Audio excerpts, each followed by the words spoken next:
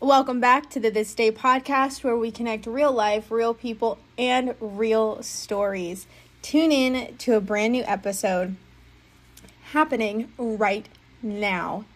Make sure you click the links in our descriptions to find out more about our sponsors and resources where you can dive in deeper to your faith journey. And now, dive in to today's episode. A quick word from one of our sponsors, Dwell Apparel. They are a faith-based clothing company, and we are so excited to partner with them for the pod.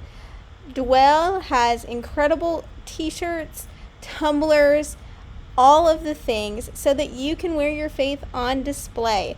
Check out Dwell today and use code MEGAFEVERYEAR for 15% off your order. Well, Masi, I'm so excited to talk to you today. Thank you for hopping on the podcast and just spending time together this morning.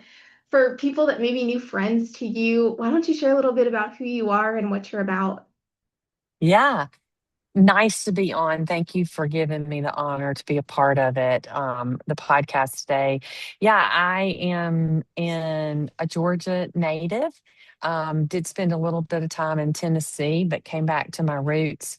But born and raised in South Georgia, I am a leadership coach and run my own business around that focus. I tell people all the time that my mantra in life is people are my cocaine. So I spent a good bit of 57 years now in the school of people. And Mm. so I decided back during the pandemic in 2020 when I had the chance to kind of look at myself and look at my life and look at the Yeah. craziness of the landscape. What did I really want to do? And what did I really feel like God had gifted me in? And the one thing consistent was just I had mentored young women in high school and young women adults, and that mentorship and that discipleship I kind of looked at from the perspective of figuring out how to do that to make money instead of doing it to volunteer my time. And then all the things I made money on, I flipped it and volunteered there. So that's how I ended up in coaching. That is great. It's great that you found a passion and you took it and you were like, wait, I can do this with my life. This doesn't just have to be something that I'm passionate about, but it's something that I can do. That Yeah, it was a new aha for me because I thought it can't be this fun and I can't love it this much and, have income in it. And I felt like the Lord was like, yeah, income and impact need to be equaled out because in order to have impact, you've got to have income. In order to have income, I need to have impact as well. So that was when I leveled that out in my life and was like, I'm going to go for this and I'm going to get rich so I can give more money than I've ever given before and I can do more things. So I've loved my coaching business for sure. Absolutely. Now, one of the big things that you really emphasize with your ministry is just unlocking impactful communication, right? So when you have a community of people, when you have friends, communication is key to that. So what would you tell people? What tips do you have for people to kind of unlock that communication? Yeah. That's great. So, in my work, part of kind of what I say I do is I unlock people and restore and build culture and unleash performance. And it goes in that order. And whether you are increasing performance in your family, increasing performance in your friendships, your relationships, your family, or a business, it all works the same. And Google did an Aristotle study years ago, kind of interviewed 1,800 of their teams and asked what the five high performing key indicators were. And like across the board, and kind of in this order came up communication, then relationship, alignment, execution, and finally capacity, which leads into communication, right? It's like Mm. this flywheel that just circles. It starts with communication, but as soon as you work around that high performing to a capacity and you start adding more people to your small group or more people to the church or more people to your work environment, new people come in, new communication struggles come up, and we have to go back to the communication again. So, communication is the cornerstone of successful relationships. And then the relationships lead to an overwhelming alignment. And when we're aligned, we're capable of execution. And so one of the keys that I use are tools like little visuals that you could draw on a napkin that use the neurolinguistics of our brains to think about concepts for communication. And so we call it the communication code. A lot of my work is powered by an organization called Giant Worldwide.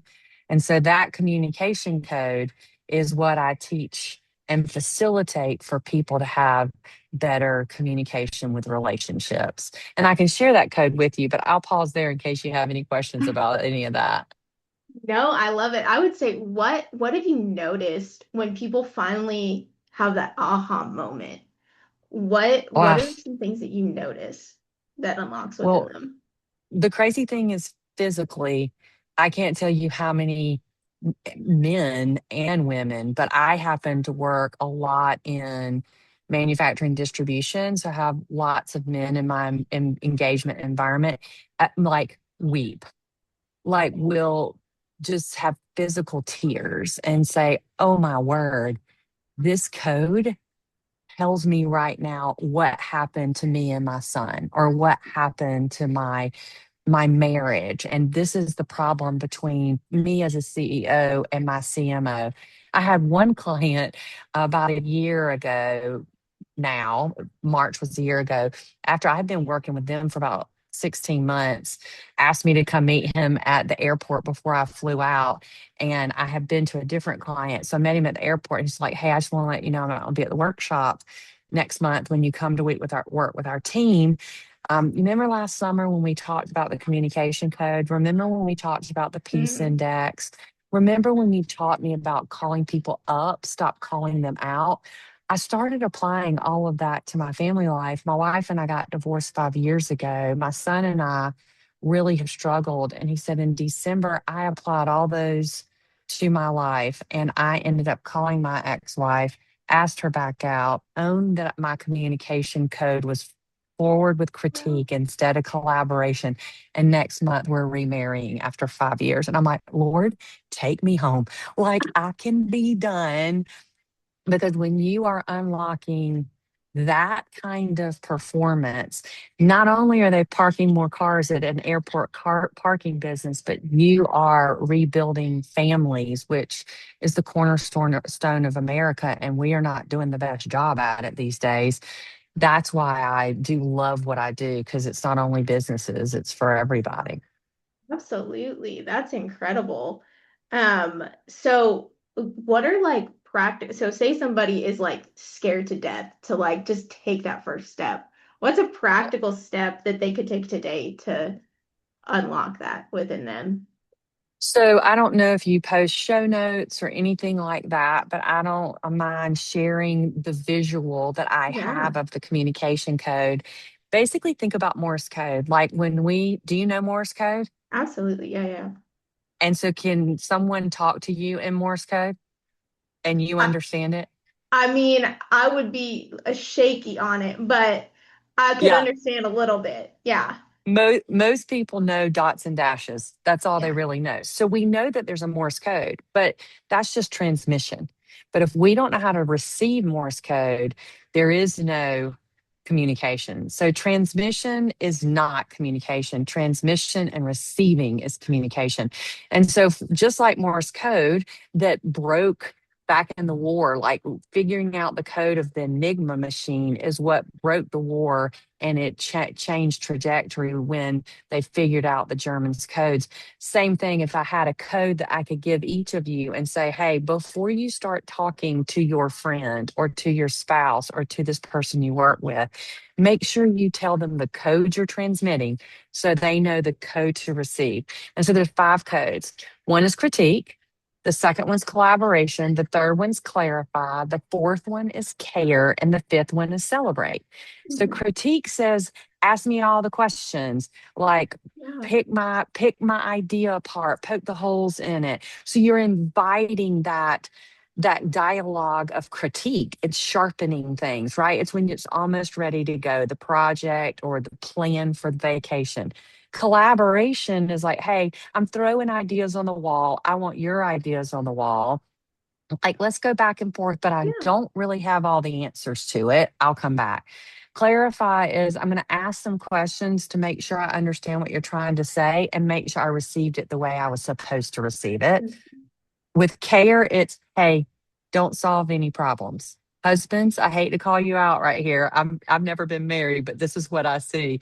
When a wife wants you to care, it just, or a girlfriend or a spouse, it means listen, don't fix. Caring is I just want you to hear what I have to say, and I want you to understand I feel this way. I care about what you've gone through today. And Yeah. then the last one, celebrate. We just don't do that enough in the United States. So taking time to pause and go, you actually did make all A's on your report card. Let's celebrate for 7 straight days because you worked a full semester to get all A's on your Yeah. report card. But we're like, yay, eat a piece of cake and we move on past it. We just don't Yeah. take time to celebrate. So those are the 5 codes. And when I tell people, the first thing for you guys to do is think about where is conflict, and the conflict in the relationship, is it a code problem? Did you show up wanting to collaborate and the person on the other side of you just naturally is inquisitive? They're kind of that guardian type. They're guarding the rules and the process, but you're the person that like wants to get everybody there. You can see where that would clash. So in Yeah. my coaching sessions, those are the kind of the things I do. But yeah, those are the 5 codes. That's kind of your little cheat sheet. I love it. I think those 5 codes are great to like understand where you're at on the scale of everything. Yeah. Um, And Now, put context around what we're saying. Because a lot of times, I think we take offense. Even for me and my mom, I'll be like, Mom, why do you keep asking me all those questions? Well, I think she's poking holes in what I'm doing when in yeah, actuality, my mom's just wanting to have conversation with me. And if yeah. I wouldn't get offended so easily by her questions, I would see it as an opportunity that she's wanting to know more about me rather than what I feel at times. I have to choose to allow her to show up that way, or we could have conflict because she's the cutest little thing you've ever met. And I can get triggered by her just because she's my mama. But none of that ever bothers anybody else because I take the questions as critique when a lot of Mm. times my mom's just wanting to clarify. She just maybe doesn't understand what I do. Yeah, that's the big thing, right? Like now, I think a lot of people in culture, they look at somebody asking questions as critiques versus, hey, I'm just trying to learn more here. I'm just trying to Yep. figure out like how we can either work together or how we can come to a good problem solution. Yep. Um, Exactly. and so you're giving great steps there to communicate better for everybody as a whole. Yes, absolutely. But in all that you do, what keeps you present? What keeps you focused and grounded in the day and age that we're living in? Oh, wow, Megan. Faith, like, there's nothing like, especially in my demographic. So, a little bit about me that I champion is I've had the luxury of singleness my whole life. I'm still hoping and praying for the hope deferred that the Lord will give me a spouse one day. So, everybody out there can pray on my behalf. But with that, my intimacy with the Lord is what really keeps me grounded because I am never alone, right? And that can some people could say, "Oh yeah, but really, like what are you clinging to?" And it really Mhm. is. I really believe God is good, and therefore his sovereignty has to be as well. And so my grounded comes in remembering exactly who I am. Now, I have put exercises in place and I have a little bit of a morning routine and an afternoon routine that keeps me present and focused. And my morning routine that I kind of traded up was I no longer touch my phone in the morning other than turning my alarm off.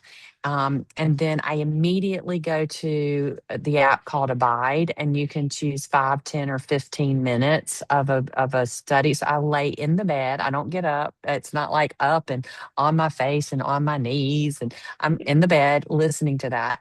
And then I go when I take my shower, I have a call up session. So I have like a sheet of paper that has who I am in Christ, and there's probably 100 different things on there. So I choose two or three, and in the shower, I just call myself up. You're the daughter of a king. You're the heir to a Mhm. throne. You've been chosen. Because I know that the rest of the day, my head talk is going to be heavy. And so Yeah. I'm going to start with the good stuff.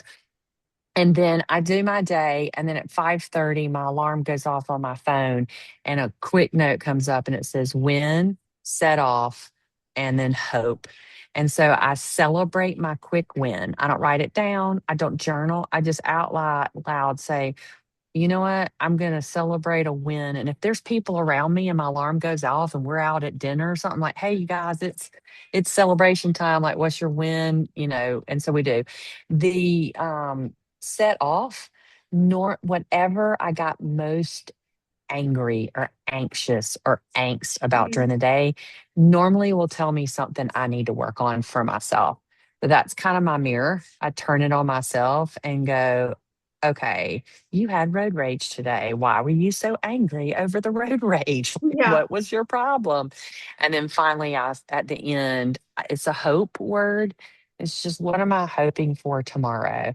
So that Mhm. every day I wake up seeing the Lord provide the word and the hope I've had. If I'm not grounded in that and present in that, I will get into this endurance mindset, like stronger, harder, faster. And I like to remain and really live in a resilience mindset, like be adaptable, be flexible, like be expectant of sharp curves and hard turns, because Yeah. that is the creative God we serve. So maybe that's over spiritualized, but that's how I kind of keep myself present and make sure I have a pattern before the world tries to get too much from me. No, I think that's great. It's all in how we can speak life at the beginning and the end of our day because we want to go to bed well and we want to wake up well. Yes. Yes, absolutely. And we have to have a practice of that or we get out of it. We Yeah. just get to busybodies. And if we don't have a routine or a practice, I mean, some people are so great. They're like, I exercise every morning and I eat the same thing every morning and I do this every morning. I'm like, that is not me. I am like a little cocker spaniel all over the house and all over the place. I have to be really regimented of choosing mindset Yeah. exercises. Yeah. Absolutely. Now, where can people connect with you? How can they find out more about who you are and what all that you can offer the world? Yes. Thank you, Megan. Well, you can go to my website, which for the first time a year ago, tomorrow, because it's my birthday and I did it on my birthday last year, I took my own name as my website.